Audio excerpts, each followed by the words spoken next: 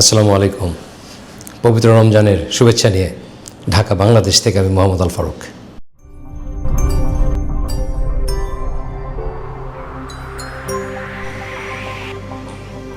আর একটু পরে আজান দেবে, আমি ইফতারের জন্য প্রস্তুতি নিচ্ছি।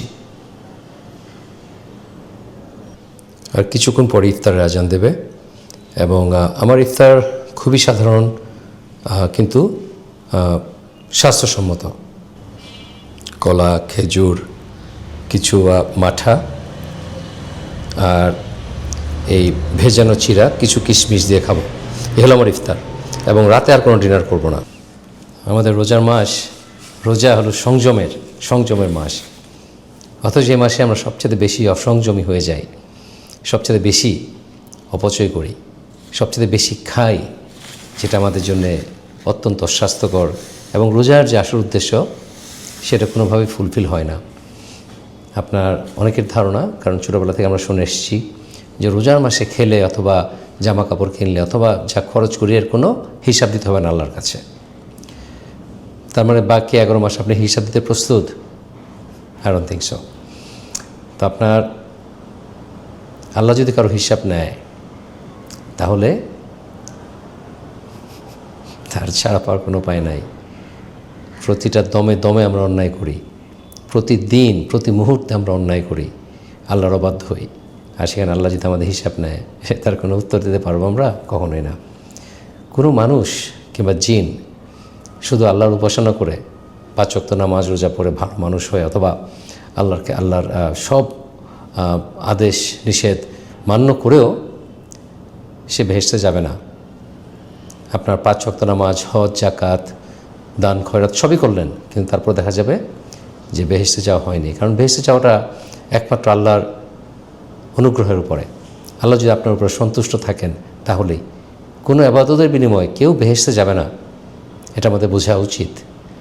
বিশেষ করে এই যুগে যেখানে আমরা সবাই মোটামুটি আমাদের নলেজ আছে, কোরআন আমরা ইচ্ছা করলেই তর্জমা সহ পড়তে পারি, তারপরে যদি আমরা সেই পুরনো ভুল ধারণে বসে থাকি সেটা হবে খুবই দুঃখজনক। যাই হোক, একটু পরাজান দিবে। আর আই এম ভেরি সরি, আমার প্রায় 1.5 মাস ধরে কাশি এবং ডাক্তার বলেছে কোনো ইনফেকশন নাই, এটা শুধু জাস্ট খারাপ, যেহেতু অনেক দিন বৃষ্টি হয় না, যে ড্রাইনেস, বাতাস আর ধুলাবালি, এই জন্যেই আসলে এই কাশিটা কন্টিনিউয়াস। কোনো অ্যান্টিবায়োটিক খেতে হবে না, কিন্তু জাস্ট সাফার করতে হবে। কিছু ওষুধ দিয়েছে কিন্তু কমেছে, কিন্তু সম্পূর্ণ ভালো হয়নি, ভয়েস শুনে বুঝতে পারছেন। তো যাই হোক, আমার এই ব্লগ কিন্তু একদিনে শেষ হবে না। আমি 2, 3 দিন, 4 দিন কিংবা 1 সপ্তাহের বিভিন্ন ইফতারের এক্সপিরিয়েন্স নিয়ে আমি সব জোড়াতালি দিয়ে একটা ব্লগ বানিয়ে আপনাদের সাথে শেয়ার করব।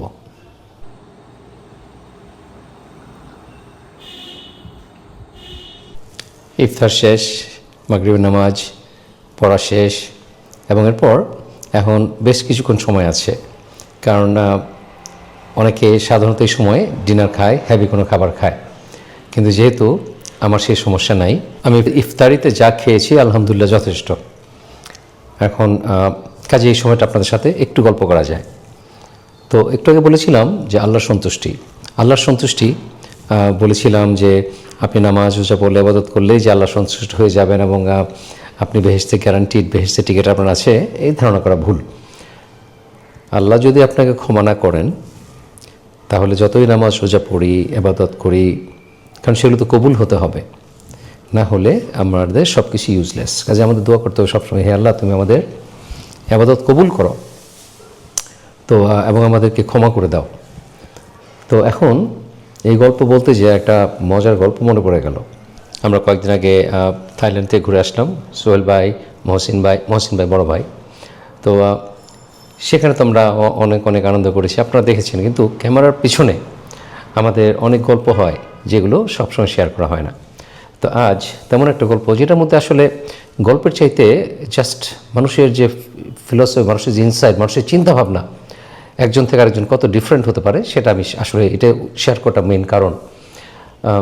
সোহেল ভাই গল্প করছিলেন, তো গল্পের সময় এক পর্যায়ে বললেন যে একটা মশার গল্প। তো আসলে একটা মশা বসছিল, আমি মারতে গিয়েছিলাম। তো সোহেল ভাই বললো যে ভাই ও উড়ে গিয়েছে, ওকে যেতে দেন, ওকে আর মেরে কি লাভ, ওর কাজই তো রক্ত খাও, তো রক্ত খাবে। তো এই কথা বলতে যে তিনি তার একটা গল্প বললেন। সে গল্পটা হলো যে একদিন ফ্যামিলি নিয়ে টিভি দেখছিলেন অথবা এই ধরনের কিছু একটা হচ্ছিল আর কি। তো তখন তিনি দেখলেন যে তার হাতে একটা মশা কামড় দিয়ে রক্ত খেয়ে খেয়ে পেট একদম ঢোলের মতো ফুলে গেছে, এবং তিনি তৈরি হয়েছেন এটাকে থাপ্পড় দিয়ে আমরা যেভাবে মারি মশা মারার জন্যে। ঠিক সেই মুহূর্তে মশাটা একটু উপরে উঠে উঠতে গিয়ে উঠতে পারলো না, ফ্লোরে পড়ে গেল। তখন সোলবার যে ইনস্টিংক্ট, আমাদের মানুষের যে ইনস্টিংক্ট, যেটা পাড়া দিয়ে মেরে ফেলা অথবা কিছু একটা করা, তার হঠাৎ মনে হলো যে আচ্ছা, ও তো আমার রক্ত খেয়েই ফেলেছে, এখন ওকে আর মেরে আমার কী হবে, ও তো আমার রক্ত ফেরত দেবে না, সে রক্ত আমার কোনো কাজেও আসবে না, আর তাছাড়া ও এমনিতেই মরে যাবে, যেভাবে পেট ফুলে গেছে ও বেশি দিন বাঁচবে না, হয়তো 24 ঘন্টা বাঁচবে কিংবা তারও কম। তো কাজেই সে তখন তার প্রতি দয়া পরবশ হয়ে যে থাক, একে আর মারবো না, তাকে অল্প করে কি কোনো একভাবে তুলে নিরাপদ জায়গায় রেখে দিয়ে এসছেন। এখন এই গল্প করার উদ্দেশ্য কিন্তু আমার কারো প্রশংসা করা না। সোহেল ভাই, পিএইচপি, তাদের কোনো প্রয়োজনই নাই আমার প্রশংসা অথবা আমার প্রমোশন, কোনো ভিডিও, তাদের কোনো প্রয়োজন নাই। কিন্তু এই কথাটা আমি কেন বললাম? আমরা মানুষরা রাস্তাঘাটে কুকুর বেড়াল দেখলে তাদের সাথে যে খারাপ ব্যবহার করি, কিছু একটা খাবার দিতে পারি না পারি, অ্যাটলিস্ট তাদেরকে আমরা খারাপ ব্যবহার থেকে বিরত থাকতে পারি। মানুষ যে কত অন্যায় করি আমরা বাংলাদেশে, বিশেষ করে অ্যানিমেলদের প্রতি আমরা এত ক্রুয়াল, এটা আসলে ভাষায় প্রকাশ করার মতো না। আর এটা আমার বাস্তব অভিজ্ঞতা থেকে বলছি, এটা কাউকে বদনাম করছি না, এটা জাস্ট আমার অবজারভেশন। এখন যেই আল্লাহ তার সৃষ্টিকে এত ভালোবাসেন, সব স্রষ্টাই, এখানে আমি যেহেতু আমরা মানুষ, আমাদের বোঝার ক্ষমতা কম, আমি মানবিক একটা উদাহরণ দিচ্ছি। আপনি যদি আপনার হাতে একটা খেলনা তৈরি করলেন, সেটা দেখতে সুন্দর হোক অথবা ফাংশনাল হোক কি না হোক, আপনার কিন্তু সেটা অনেক প্রিয় জিনিস হবে, আপনার হাতের তৈরি। সেখানে আল্লাহ আমাদের সৃষ্টিকর্তা, আমাদেরকে সৃষ্টি করেছেন, আমাদেরকে অবশ্যই ভালোবাসেন, এবং আল্লাহ তার প্রতিটা সৃষ্টিকেই ভালোবাসেন। একটা পিঁপড়া হোক, মৌমাছি হোক অথবা একটা কুকুর হোক, আল্লাহ তার সৃষ্টিকে ভালোবাসেন, এবং সেই সৃষ্টিকে অবহেলা করা অথবা অত্যাচার করার কোনো অধিকার আমাদের নাই। বিশেষ করে সেই প্রাণীদের, হোক সে মানুষ অথবা কোনো প্রাণী, আল্লাহর সৃষ্টি, তাদেরকে যদি আমরা অ্যাবিউজ করি অথবা তাদের সাথে দুর্ব্যবহার করি, আমরা কি আল্লাহর সন্তুষ্টি পাবো? আমার মনে হয় না। কাজে এই ব্যাপারটা আমাদেরকে সবসময় খেয়াল রাখতে হবে, হোক সেটা মানুষ, প্রাণী অথবা গাছ, সবার সাথে সবাইকে আমাদের সুন্দরভাবে, ভালোভাবে কেয়ার করতে হবে, কেয়ারিং হতে হবে, লাভিং হতে হবে। এবং আশা করি আমার এই ভিডিও দেখে মানুষ কিছুটা হলেও একটু দয়া দেখাবেন আমাদের এই প্রাণীদের প্রতি। সেটা পোষা বেড়াল হোক, কুকুর হোক অথবা গরু, ছাগল হোক, তাদের সাথে অবশ্যই আমাদের সবসময়ই ভালো ব্যবহার করতে হবে, এবং তাদেরকে, আল্লাহর সৃষ্টি একটা জীব, এবং একটু ভেবে দেখেন আল্লাহর তৈরি প্রতিটা প্রাণীকে কত ভালোবাসেন। যে এই যে ধরুন আমরা মানুষ, আমরা দমে দমে আল্লাহর সাথে অন্যায় করি, আল্লাহর কথার অমান্য হই, তারপর আপনার কত রকমের অন্যায় করি, কিন্তু আল্লাহ তো আমাদের অক্সিজেন নিয়ে নেন না, আমাদের রিজিক বন্ধ করে দেন না। তিনি ঠিকই যত অন্যায় করি, ইভেন আল্লাহকে মানুষ স্বীকারই করে না, তাদেরকেও আল্লাহ সমানভাবেই খাবার, পানি, বাতাস, ফ্যামিলি, টাকা পয়সা সবই দিচ্ছেন। এটা ভালোবাসা। এবং একটা সুযোগ দিচ্ছেন যে মেবি সে ঠিক পথে আসবে। এখন যাদেরকে আল্লাহ অনেক দিয়েছেন আর অনেককে কিছুই দেন নাই, এই দুইটাই কিন্তু একটা পরীক্ষা। আমরা মানুষদেরকে আল্লাহ পাঠিয়েছেন পৃথিবীতে পরীক্ষার জন্যে, আর কিছুই না, এবং আল্লাহর ইবাদত করার জন্যে। তো এখন আমাদেরকে যে আল্লাহ বিভিন্ন ধরনের লোভ, লালসা, হিংসা, ঘৃণা, তারপর ক্ষুধা, আর অন্যান্য যে জৈবিক চাহিদাগুলো দিয়েছেন, এগুলো সবই কিন্তু পরীক্ষার একটা অংশ, যেগুলো আল্লাহ ফেরেশতাদেরকে দেন নাই। তো যাই হোক, এখন রোজার কথা ফিরে যাই। আজ আমি কলা কিনতে গিয়েছি ইফতারের জন্যে। তো এই যে কলা, ছোট কতটুকু হবে, খুব বেশি হলে 2 ইঞ্চি একটা কলা, ডজন 100 টাকা করে, অথচ কয়েকদিন আগে এটা ছিল 60 টাকা ডজন। তো আমি তখন ভদ্রলোককে বললাম যে বাবা, এটা রোজার মাস, আপনি জানেন এখানে সংযমের মাস, এখানে আপনি যে বেশি লাভ করবেন, রোজার মাসে মানুষ অনেকে খেতে পারবে না, এতে কিন্তু আপনার কোনো বরকত হবে না, এই ইনকামে আপনার কোনো লাভ হবে না, বরঞ্চ আপনি গুনাহগার হবেন, আল্লাহর কাছে জবাবদিহি করতে হবে। সে তখন বলেছে, বাবা আমি তো আসলে 10 টাকার বেশি লাভ করতেছি না। আমি বললাম সেটা যদি হয় তাহলে তো আপনাকে আমি দোষ দেবো না, কিন্তু যারা করেন, ব্যবসায় যারা আছেন সবাইকে বলছি, রোজার মাসে যারা রোজা উপলক্ষে দাম বাড়িয়ে দেন, সেটা খেজুর হোক, কলা হোক, ফল হোক, অথবা ছোলা হোক, তেল, ঘি, যাই হোক, আপনারা যদি দাম বাড়িয়ে দেন, যতই নামাজ পড়েন, রোজা রাখেন, আসলে এগুলো আল্লাহর কাছে কবুল হওয়ার সম্ভাবনা খুবই কম। এই জন্য কম যে নামাজ, রোজা, আবাদত কবুল হওয়ার কতগুলি শর্ত আছে। তার মধ্যে একটা হলো হালাল ইনকাম। আপনি ইনকাম যদি হালাল না হয়, আপনার কোনো আবাদতই কবুল হবে না। আপনি অসৎভাবে ঘুষ নিয়ে মানুষের চাঁদাবাজি করে আপনি ইনকাম করলেন, সেই টাকায় আপনি রোজা করবেন, হজ করবেন, কোনো লাভ হবে না। পরিশ্রম হবে কিন্তু কোনো লাভ হবে না।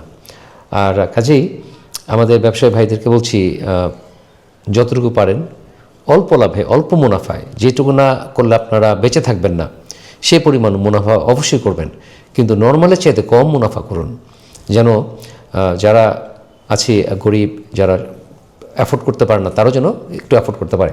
আর বাই দ্য ওয়ে আরেকটা কথা বলি, রোজা মাস আসলে আমরা বলি সবাই ভালো মন্দ খেতে হবে, না হলে শক্তি পাবো কোথায়? রোজার দিনে সারাদিন না খেয়ে আছি। আসলে আমরা সেহরিতে যা খাই সে খাবার থেকে কিন্তু আমাদের এনার্জি আসে না, এনার্জি আসে আল্লাহর কাছ থেকে। আল্লাহ তার বিশেষ রহমতে আমাদেরকে যে এনার্জি দেন, সে এনার্জি দিয়ে কিন্তু আমরা রোজার মাসে সার্ভাইভ করি। পানিকে না খেয়ে, কোনো খাবার না খেয়ে 16 ঘন্টা, 18 ঘন্টা, 20 ঘন্টা অনেকে রোজা করে অনেক দেশে। সেটা কিভাবে সম্ভব না আল্লাহর রহমত ছাড়া। কাজেই ভালো মন্দ যতই খান, ওটা কোনো কাজে আসবে না, ওটা জাস্ট মনের সান্ত্বনা। বরঞ্চ রোজার মাসে আমাদের আরও কম খাওয়া উচিত। এত ভাজাপুরি না খেয়ে, ভাজাপুরি তো এমনিতেই শরীরের জন্য বিষাক্ত। আর এই যে আমি আজকে নাস্তা করলাম, আমি আজকে ইফতার করলাম, 1-2টা কলা, ছোটো কলা তাও, 2টা খেজুর। অনেকে আবার বলবেন যে রসুল্লাহ সুন্নত 3টা খেজুর, 4টা খেজুর। বাবা, রসুল্লাহ সুন্নত বহু বিবাহ, কিন্তু আপনি কি আপনার বাবাকে বহু বিবাহ করতে দিবেন না। কাজে সুন্নত হলেই, যাই হোক, সেই একটা আলাদা অন্য কথা। তো এখন এই যে একটু চিরা ভিজা খেলাম, সাথে একটু কিশমিশ ছিল কয়েকটা, আলহামদুলিল্লাহ আই এম ভেরি স্যাটিসফাইড। আমার যথেষ্ট এনার্জি, তারাবি ইনশাল্লাহ পড়তে পারবো, কোনো সমস্যা হবে না, এবং রাতে আর কিছু খাবো না। সেহরিতে উঠেও যেহেতু গ্যাস নাই, আজকে আমাদের প্রায় 2 মাস ধরে আমার খিলগায়ে, আমার বাসায় গ্যাস, প্রথম 1 মাস কন্টিনিউয়াস গ্যাস ছিল না, তারপর আসলো, 2-3 দিন থাকলো, এরপর আবার গ্যাস নাই। 1 দিন থাকে তো 3 দিন থাকে না, তো এভাবেই চলছি। কাজে রান্না করার প্রশ্নই ওঠে না। এই বিভিন্ন ধরনের ফলমূল এটা খেয়েই এই রোজার মাস কাটিয়ে দিতে হবে। আর এই তো এখন আপনাদের সাথে আমি আগেই বলেছি যে বাইরে যে রোজার সময় মানুষ কীরকম ক্রেজি হয়ে ইফতার কিনতে যায়। আরে বাবা, বাসায় গ্যাস নাই, এই জন্য আপনি ইফতার রান্না করতে পারেন, এটা কোনো এক্সকিউজ না। আপনার সিম্পল খাবার খেয়েও, রেগুলার জিনিস খেয়েও ইফতার করা যায়। ইফতার কোনো স্পেশাল খাবার খেতে হবে এমন কোনো নিয়ম নাই, বরঞ্চ সেটা স্বাস্থ্যের জন্য আনহেলদি, অস্বাস্থ্যকর, সেটা অ্যাভয়েড করা উচিত।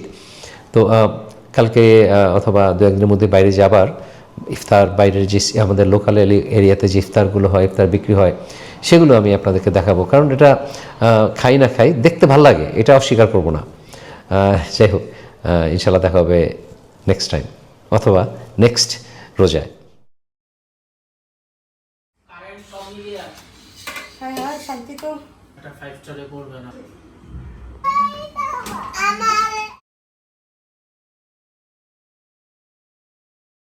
আমার আজকের ইফতার হলো খেজুর, কমলা, অ্যাপল, কলা, আর এই চিরা, সাথে একটু দুধ আর হালকা, সাথে একটু টক দই আর হালকা গুড়, এবং এত আয়োজন কারণ আমার একজন গেস্ট আসছে, সাগর ভাই। আমি একা তো শুধু কলা আর খেজুর দিয়ে ইফতার করে ফেলি। এখন এরপরে আমরা ইফতার করে মাগরিব নামাজ পড়ে তারপর গরুর মাংস আর পোলাও রান্না করেছি, সেটা খাবো ইনশাল্লাহ। তো এই তো আজকের ইফতার আমার, আবার আরেকদিন দেখা যাবে।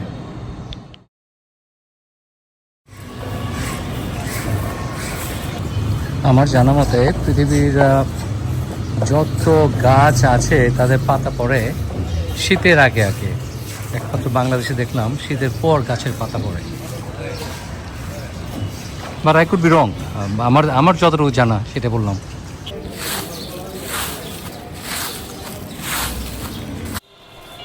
আরও এক রোজা। এখন খিলগাঁয় থেকে আমি রোজা নিয়ে ব্লগ করছি। যদি খিলগাঁয় কিছু না থাকে তাহলে তো হয় না। খিলগাঁয় কি ইফতারের স্ট্রিট ফুড এগুলো দেখব। জমজমাট তেমন জমজমাট না, এখন আসলে ইফতার 1 ঘন্টা বাকি আছে, হয়তো আর একটু পরে হবে। আচ্ছা, হালিম। আসলে আমাদের রোজায় হালিম একটা ট্রেডিশনাল ইফতার আইটেম। আর ট্রেডিশনাল বলতে গত 25 বছর ধরে, এর আগে তো হালিম বাংলাদেশে ছিলই না। প্লাস বিভিন্ন ধরনের ভাজা পুরি তো আমাদের নর্মাল। আর নতুন কিছুর মধ্যে এখানে তেমন কিছু দেখতে পাচ্ছি না। তবে পুরান ঢাকায় যে আমাদের আগে একটা ট্রেন্ড ছিল যে পুরান ঢাকার ইফতার, ওয়াও, এটা তো অনেক অনেক ডিফারেন্ট আইটেম। অনেক বড় ডেকচিতে হালিম, মোটা জিলাপি, আবার ওই চিকন জিলাপি, রেশমি জিলাপি। আমাদের পুরান ঢাকার যে একটা একসময় বিরাট হাইপ ছিল, কিন্তু আনফর্চুনেটলি আমাদের সেই ট্রেডিশনটা অথবা সেই কোয়ালিটি, ফুড কোয়ালিটি হারিয়ে গেছে। পুরান ঢাকার স্ট্রিট ফুড, রেস্টুরেন্টের খাবার, আমি পুরান ঢাকায় পুরান ঢাকা বলতে আদি ঢাকা বলছি, সেখানে আমি কোথাও দেখি নাই একটা রেস্টুরেন্ট যেখানে অথেন্টিক কাচ্চি বিরিয়ানি পাওয়া যায়, ভালো কোয়ালিটির বিরিয়ানি পাওয়া যায়, অথবা ভালো মোরগ পোলাও আমি কোথাও পাই নাই। একমাত্র নারিন্দার একটা রেস্টুরেন্টে পেয়েছিলাম, সেটা এনজয় করেছি। ফ্রেশ জিলাপি ভাজা হচ্ছে, রেশমি জিলাপি, লোভনীয়। এখন যে গল্প বলছিলাম ফিরে যাচ্ছি, আপনার ঝুনু বিরিয়ানি, সেই নারিন্দার ঝুনু বিরিয়ানি একমাত্র দোকান ঢাকা শহরে আমি খুঁজে পেয়েছি যেটা খেয়ে পুরনো স্বাদ পেয়েছি মোরগ পোলাওয়ের। আর আরেকটা হলো আমার হানিফ, খুবই ডিসঅ্যাপয়েন্টিং।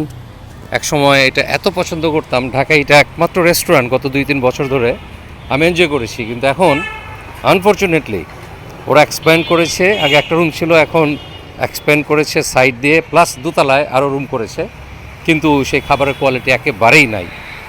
খাবারের দাম বেড়েছে, সেটা সমস্যা নাই, কিন্তু মাংসর কোয়ালিটি খারাপ হয়ে গেছে, স্বাদও সেরকম নাই, এবং খুবই দুঃখজনক। একটা জায়গা ছিল, প্রিয় জায়গা ছিল, সেটা নষ্ট হয়ে গেল।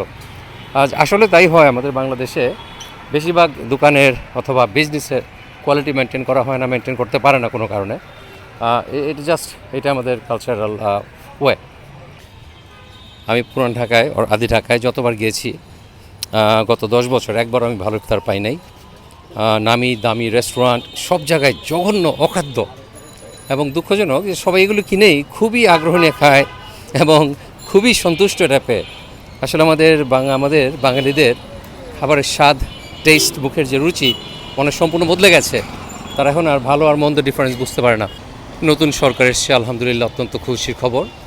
আশা করব যে খাবারে যে ভেজাল এবং বিভিন্ন ধরনের যে অবিচার হয় খাবার নিয়ে, মরা মুরগি থেকে শুরু করে একেবারে এক্সপায়ার্ড মাংস, পচা মাংস, ফুড কালারের জায়গায় গার্মেন্টসের ডাই, এবং এই যে ক্যান্সার কজিং এবং বিভিন্ন ধরনের অখাদ্য যে মানুষকে খাওয়ানো হয়, তেল, পুরনো তেল, চিনির জায়গায় কেমিক্যাল, এগুলো নিয়ে কঠিন অবস্থান নেবেন। এখানেও সুন্দর ফুটপাতের রাস্তায় বিক্রি হচ্ছে। আমাদের ইফতারে পিঠা একটা বড় অংশ থাকে, আর কাবাব তো থাকেই। এখন খুব কঠিন একটা স্টেপ নিতে হবে, আপনার খুব কঠিন স্টেপ নিতে হবে এটা স্টপ করার জন্য। আর ডেথ পেনাল্টি একটা অপশন। আপনার মনে হতে পারে এটা অনেক কঠিন, কিন্তু আসলে কঠিন এই জন্যে যে আপনার যার খাবার খেয়ে শত শত মানুষ মারা যাবে, তার তো মৃত্যুদণ্ড, এটা একেবারেই অ্যাকসেপ্টেবল একটা অপশন। কারণ যদি ওয়ার্নিংয়ে না শুনে ওই 5,000, 50,000, 5 লাখ টাকা জরিমানা দিয়ে কোনো লাভ নাই, কারণ তারা সেই টাকা দিয়ে আরও নতুন করে আরও বেশি ভেজাল দিয়ে খাবার বিক্রি করা শুরু করে। বাংলাদেশে 2-1টা এক্সাম্পল যদি হয়, 2-1টাকে যদি ঝুলিয়ে দেওয়া যায়, আমি শিওর ভেজাল খাবার অনেক কমে যাবে বাংলাদেশ থেকে। যাই হোক, আশা করব যে এটা নিয়ে সরকার চিন্তাভাবনা করবেন এবং জনগণের স্বার্থে এগিয়ে আসবেন। মোটামুটি যতগুলো জায়গায় দেখলাম সবই খুবই কাছাকাছি ধরনের কাবাব, রুটি, মাংস, ভাজা পুরি তো আছেই। কাজে পুরান ঢাকায় যাওয়ার যে একটা প্রয়োজন ছিল, এখনও সেটা নাই। আমরা আমাদের লোকাল এলাকাতেই অনেক ভালো ভালো খাবার পেতে পারি, এবং ফ্রেশ বলতে বোঝাচ্ছি যে খারাপের ভালো, মন্দের ভালো, এটা আমি এনকারেজ করি না। আপনারা নিশ্চয়ই খেয়াল করে থাকবেন যে আমি লেটলি কোনো ধরনের স্ট্রিট ফুড বাংলাদেশের পুরান ঢাকার, আদি ঢাকার কোনো রেস্টুরেন্ট, কোনো খাবারের রিভিউ দেই না, কারণ এগুলো এতই অখাদ্য যে এগুলো খেয়ে ঘরে ঘরে যে বাংলাদেশে এখন কিডনি সমস্যা, তার বড় কারণ স্ট্রিট ফুড না, শুধু এটাই না, আমাদের সমস্ত ফুড হ্যাবিট, আমাদের যে রান্না করা খাবার আমরা খাই তার মধ্যে বেশিরভাগই ভেজাল, চাল পর্যন্ত ভেজাল। আপনি কীভাবে খাবেন?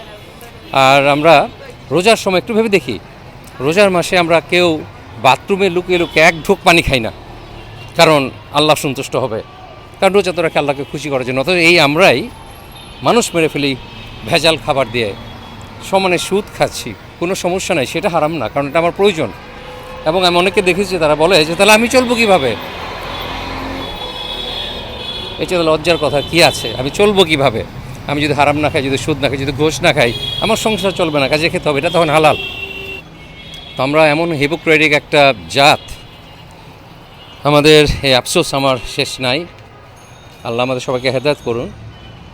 আর এই তো খিলগাঁয়ের রাস্তা রাস্তা হেঁটে বেড়াচ্ছে। আমার প্রায় মন চায় আমেরিকাতে যেরকম বনে বনে হেঁটে হেঁটে গল্প করে আপনাদের সাথে তেমন গল্প করতে, কিন্তু এত বেশি ক্রাউডেড যেমন তো না, এত বেশি নয়েজি যে আসলে কথা বলা যায় না, কথা বলে এনজয় করা যায় না।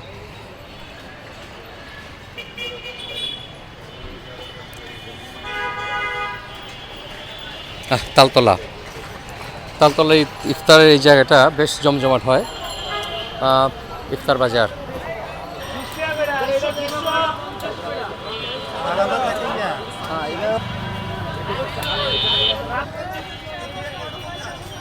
বেসিক্যালি খুবই সিমিলার, বুট, বেগুনি, বড়া, এরপর জিলাপি। আর জিলাপি তো থাকতে হবে ইফতারিতে, নাহলে তো আপনার রোজাই হবে না, যোগ করলাম। আর এরপর হালিম, সব ট্রেডিশনাল খাবারগুলোই বেসিক্যালি সব জায়গায় বিক্রি হয়।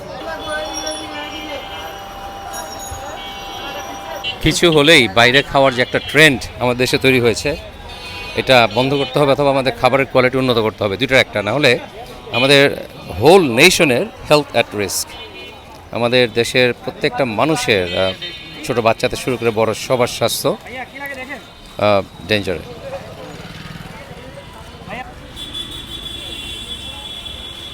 এটা একটা দেখলাম এই এলাকায় নতুন দই বড়া, অন্য দোকানে দেখি নাই। অনেক রেস্টুরেন্ট আছে যেগুলো রোজার সময় বিভিন্ন ধরনের প্যাকেজ বানিয়ে বিক্রি করে ইফতার, আবার সেগুলো কোয়ালিটি আছে কিছুটা। আবার একেবারে রাস্তায় থেকে যে সিজনাল, যারা এমনিতে হয়তো পিঠা বিক্রি করে অথবা অন্য কিছু বিক্রি করে, তারা রোজার মাসে সে ইফতার বিক্রি করে, এগুলো রেস্টুরেন্টের। ও এখানে আবার fried rice different, plus pudding.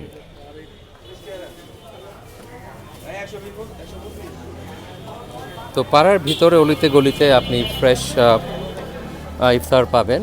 আর যার জন্য দূরে যেতে হবে না। আগে যেমন আমরা আসলে একটা স্পেসিফিক ইফতার খাওয়ার জন্য আমাদের যেতে হতো সেই দূরে দূরে, এখন পাড়ায় পাড়ায় খুব ভালো কোয়ালিটির ইফতার বিক্রি হয়।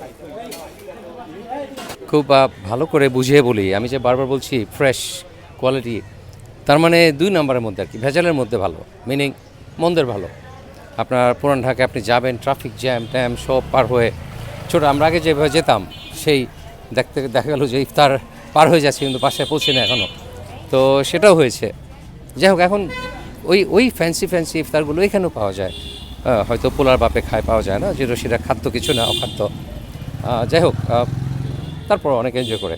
তো এই যে এখানে আরেকটা যেটা বলেছিলাম একটু আগে, আপনার আগে তো পিঠা বানাতেন না? আচ্ছা, পিঠা এখন রোজার মাসে ইফতার। Thank you. ওই যে এখানে আমাদের রাস্তার কর্নারে বিক্রি হচ্ছে একেবারেই ফ্রেশ, আর এখানেই বানানো হচ্ছে, যার জন্যে এটা বাসি অথবা আগে থেকে ঘর থেকে বানিয়ে এনে তারপর যে বিক্রি হয় সেটা হচ্ছে না। তো যাই হোক, এটা আমাদের একেবারেই পাড়ায় আনসার কোয়ার্টারের উল্টো দিকে, দেখে পরিষ্কার ভালোই মনে হচ্ছে, বড় খুবই লোভনীয় দেখতে। যাই হোক, আমার খিলগাঁয়ের কভারেজ এখানেই শেষ। কাল দেখে অন্য কোথাও যাব, আবার আপনাদের সাথে শেয়ার করব। বাট আমি যে কথাগুলো বললাম, আশা করি আমাদের প্রশাসন একটু ভেবে দেখবেন মানুষের স্বাস্থ্যের কথা চিন্তা করে। আসছি গুলশান 2 চক্করের কাছেই, এখানে একটা বেশ জমজমাট ইফতার বাজার। আর আমাদের বাংলাদেশে একসময়, অ্যাকচুয়ালি ঢাকা শহরে একসময় ছিল শুধুমাত্র পুরন ঢাকায় সব এক্সোটিক ইফতারগুলি পাওয়া যেত। এখন এটা ঢাকা শহরের অনেক বছর ধরেই গলিতে গলিতে আপনার এই ধরনের ইফতার বিক্রি হয়। আর আজকে এসেছি আমি গুলশানের মার্কেটে দেখতে। গুলশান মার্কেট এটা বেশ জমজমাট, 2 নম্বর সার্কেলের এখানে।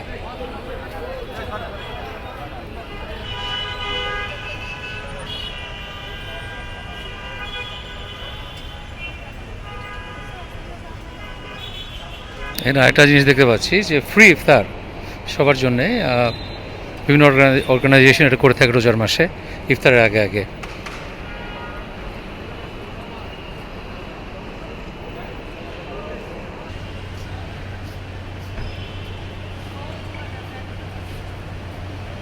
আরও একটা ট্রেন্ড আমি লক্ষ্য করছি, সেটা হলো যে ইফতারের আগে আগে রাস্তার মোড়ে মোড়ে যেখানে ট্রাফিক জ্যাম থাকে অথবা জ্যাম হয় সাধারণত, সেখানে দেখেছি আমি অনেকেই বিভিন্ন অর্গানাইজেশন থেকে, বিভিন্ন কোম্পানি থেকে পানি, জুস অথবা বিভিন্ন ধরনের ইফতার আইটেম ছোটো ছোটো প্যাকেজে, খেজুর অথবা সামথিং খাবার ব্রেকফাস্টের জন্য, ইফতারের জন্য থাকে। এটা একটা খুবই সুন্দর একটা উদ্যোগ এবং এটা সবার জন্যই, যে কেউ স্ট্রাক হয়ে গেছে ট্রাফিকে, জ্যামে আটকে গেছে, তাদের ইফতারের জন্য একটা ব্যবস্থা রাখে বিভিন্ন রাস্তার কোনায় কোনায়। রোজার মাস সংযমের মাস, আসুন আমরা একটু সংযমী হই।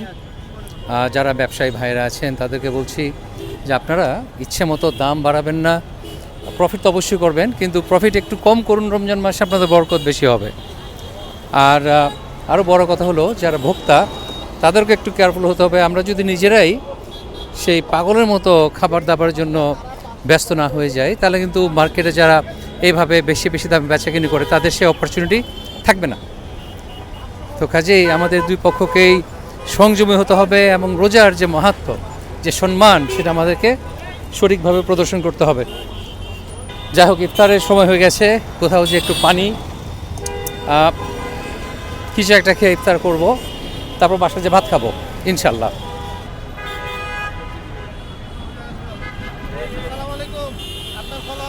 Thank you.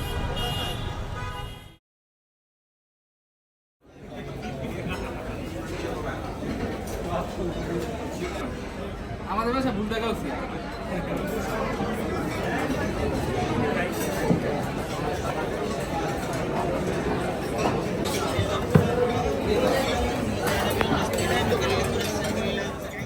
ভালো থাকবেন সবাই, ইনশাআল্লাহ দেখাবেন নেক্সট ভিডিওতে। আল্লাহ হাফেজ।